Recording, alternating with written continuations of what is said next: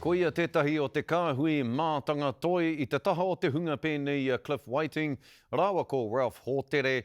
I kawe nei I te mahi toi Māori ki waho atu I te whare nui kia kitea e te marea o tira e te ao katoa. E iwa te kaumārima ngā tau o Fred Graham o Ngāti Koro ki Kahukura I Naia nei. Engari e koi tonu ana te hinengaro me te tinana ki te whakatutuki I te maha o ngā tono ki aia kia mahia e ia hetoi mā wai ake rānei. Ka tahi anō ia ka whakapuare whakāturanga hō o āna mahi toi hō, ko toi whakaata Reflections te ingoa. Ko te matua o tēnei whakāturanga, he te tiro ki ōna tau whetu te kau e mahi toi ana, kei te whakātu hoki ia I etahi o ngā mahi, I mahia e ia I te tau tahi mano, Iwarau ono te kau mā rima ki te tau 2 te kau mā toru I te taha tonu o ana mahi hou, hei whakamōmona ake I te nui o te miharo o te whakāturanga nei. I kōrero a te Rauhiringa Brown kia Fred Graham, kia tahuri ake tātou.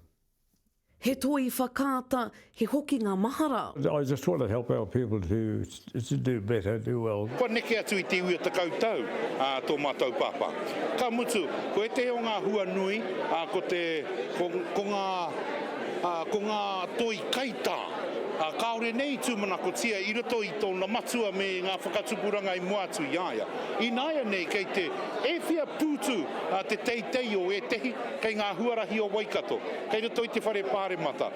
Kei Venice Biennale, kei Wheakera nei, kei Wheakera nei. He kohi ngā toi I nei nāri ngā toi Fred Graham, he kohi ngā o āna mahi o roto I ngā tau e rima te kau ai, mā rake ana te kite te pūkenga o te ringa toi rā me tana whakamahi tana whakahau I ngā tika ngā toi Māori me ngā toi ataata o nehe. Tāhua ki te kitea te whānau, ko haere mai I a Pōhara I Maunga Tautari, ko tai mai, hei whakarangatira tēnei rangi. I ahu mai I te awa tūpua o Waikato I a Ngāti Koro ki Kahukura. I ahu mai I Wainganui I te kiingitanga. Nō reira, kātahi, ka puta mai wēnei taonga. He nui hoki āna mahi whakaako toi a I kuraina ia ki te kura o Ardmore Teachers Training College. Well, it was a result of doing art a lot at training college, and it was that's where I really became interested. Ko te hua o ana mahi toi, he ngiha I te ahi I roto I ngā tai tamariki. Penaka tae e kuraua, ka tae tunu e ratu. I mahi tahi a Graham ki ngā ringa toi rongonui o te ao Māori pēra I a Ralph Hōtere, reua ko Cliff Whiting. E karangati ana tō mātou papa ko te Birdman. Nā te mea ko te nuinga o ana mahi toi, he rite ki te manu. Engari ko te nuinga o ngā mahi a uncle, e marama te kite, he rangatira te kite, he whānui te whakaaro ki taua kite. Ai whai wāhi atu hoki te ringa toi nei ki te kapa ōpango Māori. Didn't make a good job of it because I got carried off with concussion. But